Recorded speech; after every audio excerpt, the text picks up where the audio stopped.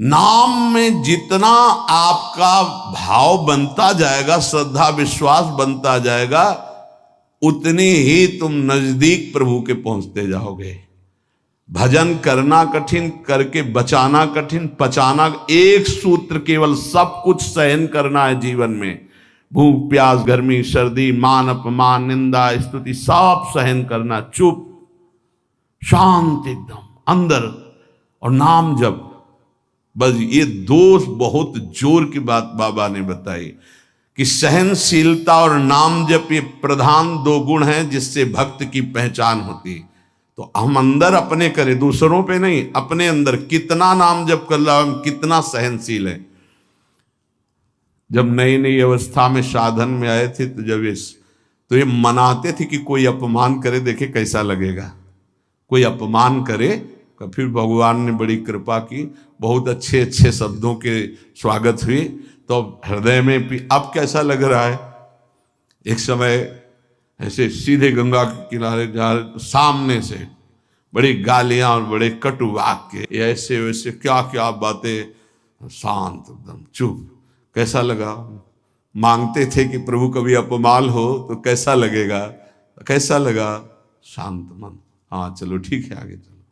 भगवान कृपा करके देते हैं। संत जन इसी से समझते कि हमारे ऊपर कितनी कृपा है। जब हमारा कोई अपमान करे हमें गुस्सा ना आवे, कोई विकार हमारे अंदर आवे, गलत चेष्टा ना हो, उसको सह गए, तब बड़ी कृपा श्री भगवान की हमारे ऊपर है। संसार का चिंतन तो सारी दुनिया करती है, यदि भक्त भी संसार का चिंतन है तो किस बात का भक्त है। अगर दो चीजें लानी, सहनशीलता और निरंतर भजन, तो ये 6 साधन हैं, ये 2 महान सद्गुण प्राप्ति के। भक्त के 2 महान सद्गुण सहनशीलता और निरंतर नाम जप। अगर ये बात तुम्हें लानी है तो ये 6 साधन पूज्यपाद उड़िया बाबा जी महाराज बता रहे हैं। पहला, हल्का भोजन। पहला प्रहार भोजन पर किया है, और सच्ची बात है, और आप लोग भी अनुभव किए होंगे अगर भजन में चित्तवृत्ति लगाए हैं। पेट में वजन ज्यादा, भजन कम। देख लो, आप खुद देख लो। हल्का भोजन, इतना हल्का कि आप भोजन पाकर बैठे और आपको महसूस ना हो कि आपके पेट में वजन है, इतना भोजन पाया। होता है जैसे 5 रोटी पाने की आपके पेट में क्षमता है तो 3 पाइए, 5 पाने की क्षमता 7 पा गए, तब तो फिर 7.5 ही शनिचर आ ही जाएगा बुद्धि में, नहीं आ जाएगा? बिल्कुल प्रमाद आ जाता है, पक्का प्रमाद आ जाता है। धन्यवाद है उन उपासकों को जो एक दिनचर्या में रहते हैं। हाँ ठीक है, 1 चम्मच खीर डाल दीजिए, 1 पीस से डाल, बस दोबारा हमसे मत पूछना, बस वो अपनी निष्ठा में रहते हैं। ये आहार विहार ही भजन में सबसे ज्यादा सहयोगी है और बाधक भी है। हल्का भोजन लिख रहे हैं बाबा। हल्का भोजन मतलब सुपाच्य भोजन और आधा पेट भोजन। एक दिन चर्चा हुई थी, अगर याद हो पीछे, 400 ग्राम अन्न में 24 घंटे में बहुत स्वस्थ शरीर रह सकता है। केवल रसेंद्री फंसाए है, रसेंद्री। हमें लगता है कि अगर हमें जीवन उछाल उत्साहित और बहुत सात्विक रखना है तो हल्का भोजन। दूसरी बात, प्राण संयम। ये जो बहुत जल्दी जल्दी श्वासें चलती हैं, इससे भजन में बड़ा बाधा पड़ती है। एक आराम से श्वास खींचिए, कितनी बार राधा नाम जपते हैं, फिर आराम से छोड़िए, कितनी बार छोड़ते हैं। प्राणों का संयम आवश्यक है, इसलिए 2-3 प्राण वायु का संशोधन की प्रक्रियाएं हैं जिनको सबको करना चाहिए। ये प्राणायाम के अंतर्गत नहीं, हम भजन की बात कर रहे हैं। आराम से बैठ जाओ, ऐसे दोनों स्वरों से वायु खींचो, कोई हाथ वाथ लगाने की जरूरत नहीं, पूरी खींचाओ और एकदम छोड़ दो। 7 बार किया एक बार में, 4 बार ऐसा करो, आप देखना एक ये प्रक्रिया है, कोई हाथ लगाने की जरूरत नहीं। प्राणवायु का संशोधन, खींचा, रोक लिया, नाम जप कर रहे हैं, एकदम प्राण व्याकुल, छोड़ दिया। एक ये है आंतरिक कुंभक, और एक बाह्य कुंभक, खाली किया, नाम जप करे बैठे, फिर तुरंत खाली किया, फिर रोक लिया, इसे बाह्य, 3 बस कर लीजिए। आप देखिए आपके फेफड़े, आपकी छाती, आपका प्राण संयम, कोई हम ये नहीं कह रहे ऐसे ऐसे करने की, और ये मात्र 2-2 मिनट का अभ्यास कर लीजिए। क्या जाता है ऐसे आराम से बैठ के, कोई जान भी नहीं रहा कि आप प्राणवायु का संशोधन कर रहे हैं, पर मेरुदंड सीधी होनी चाहिए।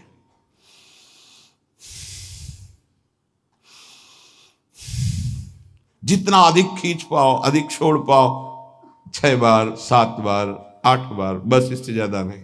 और ये 4 बार दिन में, एक बाह्य कुंभक, एक आंतरिक कुंभक, ये 5-5 बार कर ली। आप देख लीजिए आपका प्राणवायु कितना, जितना प्राणवायु पवित्र होगी उतनी सुंदर अन्न पाचन क्रिया होगी, और उतना ही आपके मस्तिष्क में एक गुदगुदाहट सी, ध्यान करने की इच्छा होगी। मंत्र जपोगे तो एक प्यारा लगेगा। अब जब प्राणवायु, किसी के देखो ना एकदम, अगर एकांत कमरे में हो तो ऐसा लग रहा है जैसे धौंकनी चल रही, क्योंकि स्थूल प्राणवायु है, उसकी आवाज अलग ही सुनाई देगी। प्राणवायु का संयम, भोजन हल्का और प्राणवायु संशोधन कृपया जरूर करें, चाहे वृद्ध शरीर हो चाहे जवान शरीर हो, ये जरूरी है प्राणवायु का संशोधन। अपने तो किडनी खराब हो गई, तब से बंद हो गए, नहीं तो 45 मिनट केवल प्राणवायु संशोधन होता, तो 45 मिनट व्यायाम, और उस समय केवल भगवदा का नाम चलता था। 1 सेकंड के लिए ऐसा नहीं कि प्राणवायु संशोधन करे, नाम छूट जाए, या व्यायाम करने नाम छूट जाए। तीसरा, कम बोलना, क्योंकि नाम चलाना है और सहनशील होना है। देखो, जब हम अपनी कमजोरी किसी से कहते हैं तो कमजोरी हम पर बढ़ती है और दूसरा हमारा उपहास करता है। इसलिए अपनी कमजोरी तो बोलनी नहीं, और कोई बात भी करने की जरूरत नहीं है। थोड़ा बारा व्यवहार में आवश्यक हो तो उत्तर दे दीजिए, कम बोलना सीखें। उपासक जब अपनी रहने पे रहता है तो हमें लगता है कि धन्यवाद का पात्र है, जो अपने को जलाकर प्रभु के चरणारविंद तक पहुंच रहा है। बहुत कठिन विषय है, प्रणाम है उसको जो अपने को जलाकर आगे बढ़ रहा है। कम बोलना, तीसरा। चौथा, किसी से कोई भी इच्छा न रखना, न व्यक्त करना। ये 2 महान सद्गुण आ जाएंगे, सहनशीलता और निरंतर भजन। किसी से कोई इच्छा, आप आज क्या पाएंगे? नहीं, आप क्या पाएंगे? जो श्री जी की। नहीं, वैसे आपको पसंद क्या है? राधा राधा राधा। नहीं, भोजन में क्या पसंद? यही आहार है हमारा। कभी भी कोई शब्द ना निकलने पाए तो आज फिर मुंगौड़ा बन जाए, ऐसा नहीं। कोई, देखो, अगर आपको वास्तविक मार्ग को प्राप्त करना है तो सिद्धांत है, कोई भी इच्छा है भी तो प्रकट नहीं करना हो। आप देख लेना, अगर श्री जी को मूंग के मुंगोड़ा ही पवाने हैं ना प्रसाद में, तो आपको मिल जाएंगे कहीं ना कहीं से। मांगने की जरूरत नहीं, कहने की जरूरत नहीं, इच्छा व्यक्त करने की जरूरत नहीं। 5वां, जो इंद्री बहुत लालायित हो गई और उसका विषय आ गया हो तो उसका संसर्ग ना होने देना। देखो, जैसे वो 2 सद्गुण कठिन है तो उनको लाने वाले साधन भी बहुत कठिन है। किसी भी इंद्री की बहुत इच्छा हुई और वैसे संयोग आ गया, कोई भी इच्छा, हर इंद्री में अपनी इच्छा रहती है, प्रबल इच्छा हुई और प्रारब्धवशात माया ने वही संयोग बना दिया, लो खाओ। और आपको पता है कि ये मेरे हृदय में बिल्कुल चल रहा था, कैसे मिले, और वो मिल गया, तो खुश नहीं होना। बोले संसर्ग नहीं होने देना, पाने नहीं, हटा देना है। इतनी हिम्मत है। पहला लक्षण सहिष्णु, वो दूसरा निरंतर भजन। जो तुम्हारे, ये सब बातों में नहीं कह रहे, जिसकी प्रबल इच्छा थी हमारे अंदर और वही आ गया संयोग से, यही बात गुरुदेव ने बताई थी। बोले जो प्रिय वस्तु हो उसका संयोग इंद्रियों के संसर्ग में ना होने पाए और उसको भोग लगा बांट दो। तो बाबा कह रहे किसी भी प्रिय बात, प्रिय वस्तु, वो इंद्रिय भोग जब उपस्थित हो तो उसका संसर्ग ना होने देना। इससे दो सामर्थ्य जागृत होंगी, निरंतर नाम जप और सहिष्णु, सहनशील। और वाणी पाठ और अपना जो संत समागम है, इसके सिवा अकेले रहने का स्वभाव बनाना। इसमें भी किसी राज्य में एक प्रतापी राज्य हुआ करता था। वो राजा रोज सुबह उठकर पूजा पाठ करता और गरीबों को दान देता। अपने इस उदार व्यवहार और दया की भावना की वजह से राजा पूरी जनता में बहुत लोकप्रिय हो गया। रोज सुबह उठकर दरबार खुलते ही राजा के यहाँ गरीब और भिखारियों की लंबी लाइनें लग जाती थी। राजा हर इंसान को संतुष्ट करके भेजते थे। किशन और गोपाल नाम के दो गरीब भिखारी रोज राजा के यहाँ दान लेने आते थे। किशन और गोपाल। राजा जब किशन को दान देता तो किशन राजा की बहुत वाहवाही करता और राजा को दुआ देता। वहीं जब राजा गोपाल को दान देता तो वो हर बार एक ही बात बोलता, हे ईश्वर, तू बड़ा दयालु है, तूने मुझे इतना सब कुछ दिया। राजा को उसकी बात थोड़ी बुरी लगी। राजा सोचता कि दान मैं दे रहा हूँ और ये गुणगान ईश्वर का करता है। एक दिन राजकुमारी का जन्म हुआ था। उस दिन राजा ने दिल खोलकर दान दिया। जब किशन और गोपाल का नंबर आया तो राजा ने पहले किशन को दान दिया और किशन राजा के गुणगान करने लगा। लेकिन राजा ने जैसे ही गोपाल को दान दिया वो हाथ ऊपर उठा के बोला, हे ईश्वर, तू ही अन्नदाता है। आज तूने मुझे इतना दिया, इसके लिए प्रभु तुम्हें धन्यवाद देता हूँ। राजा को यह सुनकर बड़ा गुस्सा आया।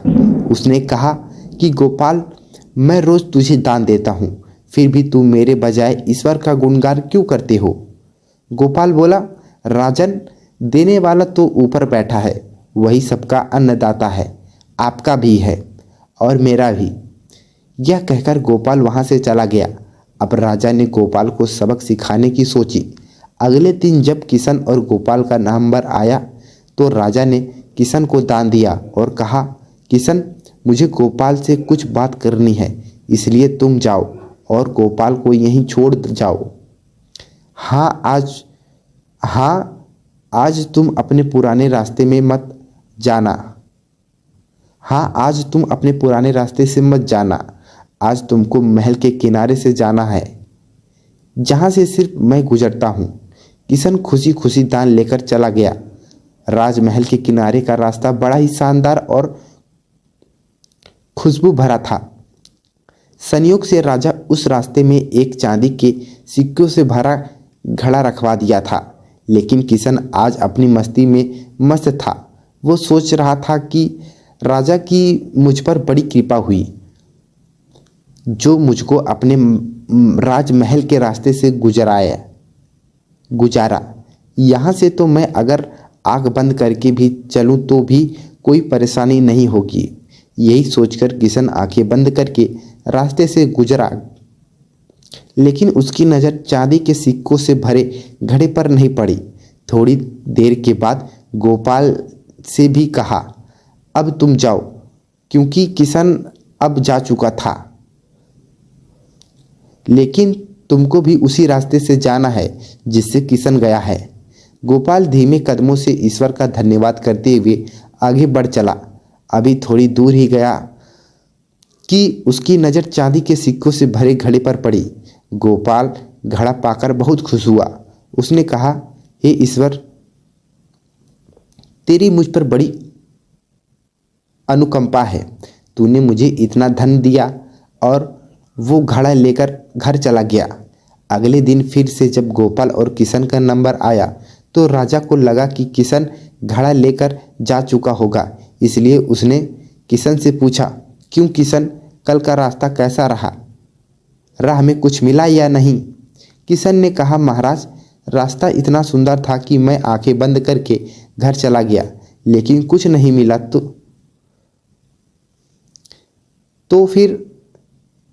तो फिर राजा ने गोपाल से पूछा, तो उसने बताया कि राजा, कल मुझे चांदी के सिक्कों से भरा एक घड़ा मिला। ईश्वर ने मुझे बड़ी ही कृपा से वह दिया है। राजा किशन से बड़ा गुस्सा हुआ। उसने कहा कि आज मैं तुम्हें धन नहीं दूंगा, बल्कि एक तरबूज दूंगा। किशन बेचारा परेशान तो था, लेकिन कहता भी तो क्या, चुपचाप तरबूज लेकर चल पड़ा। उधर राजा ने गोपाल को रोज की तरह कुछ धन दान में दिया। किशन ने सोचा कि इस तरबूज का मैं क्या करूंगा, और यही सोचकर वो अपना तरबूज एक फल वाले को बेच गया। अब जब गोपाल रास्ते से गुजर रहा था तो उसने सोचा कि घर कुछ खाने को तो है नहीं, क्यों ना बच्चों के लिए तरबूज ले लिया जाए। तो गोपाल फल बेचने वाले से वही तरबूज खरीद लाया जिसे किशन बेच गया था। अब जैसे ही घर आकर गोपाल ने उस तरबूज को काटा तो देखा उसके अंदर सोने के सिक्के भरे हुए थे। गोपाल ये देखकर बड़ा प्रसन्न हुआ और ईश्वर का धन्यवाद देते हुए बोला, हे ईश्वर, आज तूने मेरी गरीबी दूर कर दी। तू बड़ा दयालु है, सबका अन्नदाता है।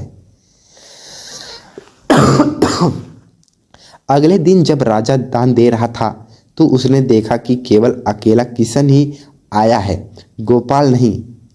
उसने किशन से पूछा तो किशन ने बताया कि कल भगवान की कृपा से गोपाल को एक तरबूज मिला जिसके अंदर सोने के सिक्के भरे हुए थे। वह गोपाल तो अब संपन्न इंसान हो चुका है। किशन की बात सुनकर राजा ने भी अपने हाथ आसमान की ओर उठाए और बोला, हे ईश्वर, वाकई तू ही अन्नदाता है, मैं तो मात्र एक जरिया हूँ, तू ही सबका पालनहार है। राजा को अब सारी बात समझ आ चुकी थी।